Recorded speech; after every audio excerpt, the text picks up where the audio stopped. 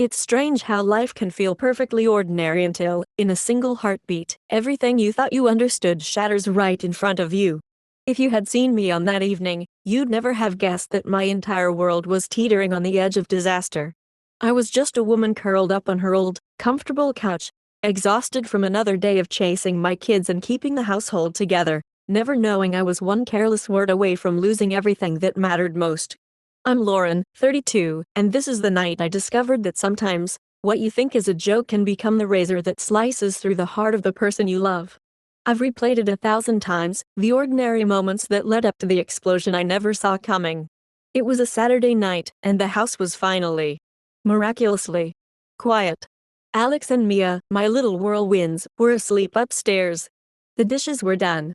The TV glowed in the dim light of our living room, flickering over Greg and as we settled in for our little sliver of peace. If you had looked in on us then, you'd see what you'd call normal. Two tired parents, barely hanging on, pretending at romance between loads of laundry and spilled juice boxes. Greg was always the steady one, the calm in my storm. He didn't fuss about much. Never one to hold a grudge or raise his voice, no matter how wild the chaos got. I loved that about him. Or maybe, somewhere along the line, I started to take that part of him for granted. I wonder if you can never really see the cracks until they're gaping open. So, there we were, scrolling through channels when some ridiculous commercial popped up. A guy with muscles on top of muscles, posing and strutting and doing his best superhero impression. I rolled my eyes, let out a tired laugh, and tossed out a line that seemed harmless in the moment. Bet you could never pull that off. You're a total wimp compared to him, I said it with a smirk, the way you tease someone you know won't take it to heart. At least, that's what I thought. But I saw Greg's whole body stiffen. It was almost imperceptible, just a shift in the couch cushions, but suddenly the air felt heavier. He stared at the screen. I tried to laugh again, brush it off, but a chill was seeping in between us.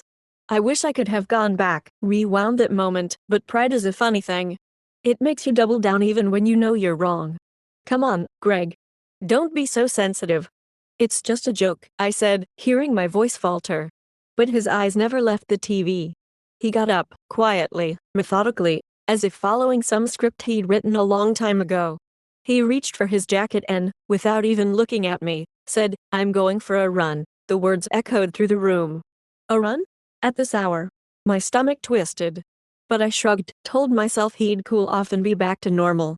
I watched the door close behind him, and suddenly the house felt too big, too empty. I pulled out my phone and sent him a quick text, "You good?" No reply. "I'm sorry, just messing around." Silence. I waited, staring at the little read receipt, feeling my nerves stretch thinner and thinner. Hours seemed to crawl by. Eventually I dragged myself to bed, trying to convince myself it was nothing. But when morning came, Greg was different. His silence was no longer neutral. It was icy, almost brittle.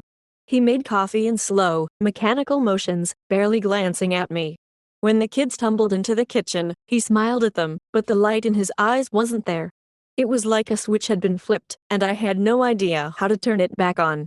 I spent that day in a haze, pretending everything was fine, but every time I passed Greg in the hallway, it was like I was passing a stranger. His eyes wouldn't meet mine. At dinner, the tension had grown so thick, I could barely breathe. And then, just as the sun slipped behind the trees outside, he finally snapped. His voice, usually so calm, came out sharp, trembling at the edges. "You have no respect for me. You treat me like I'm a joke. Do you even realize what that does to someone?" The kids were in the other room, thank God, because what followed was the rawest, ugliest fight we'd ever had. At first, I tried to fight back, tried to laugh it off again. "It was just a joke, Greg. You're blowing this out of proportion." But the pain in his eyes, the exhaustion in his voice, was like nothing I'd ever seen. He told me how for years, my little comments, my jabs and teasing, had eaten away at him. That he felt invisible, unappreciated, just a prop in my life sitcom. It was like a mirror shattering. Every careless word, every dismissive laugh.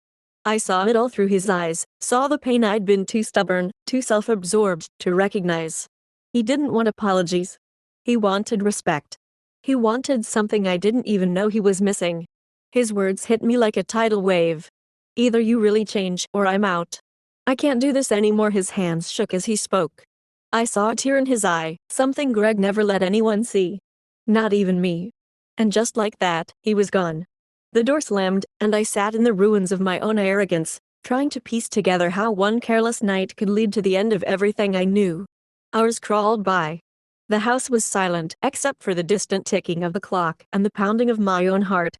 I paced through the rooms, racked with regret, guilt, fear. Was it just the joke? Or was it all the years I hadn't listened, hadn't appreciated him, hadn't seen the man who had been holding me up all this time? I kept replaying his words about being made to feel worthless, like the punchline to someone else's story. I'd always thought I was so clever, so funny. But all that cleverness had done was chip away at the man I loved until there was nothing left but resentment and silence. Around midnight, I heard the door creak open. My heart leapt. Maybe he'd come back to talk, to give me another chance. But when Greg stepped inside, there was no warmth left in his eyes. He looked at me as if he was seeing through me, as if I was already gone. I can't do this anymore, Lauren. I need you to understand. This isn't just about last night. It's about all of it. If you want to save this, you have to prove you care. Prove you see me. His voice was so calm, so final, it scared me more than any shout ever could. He left again, and this time I knew, somewhere deep down, that he wasn't coming back. The days that followed were a blur.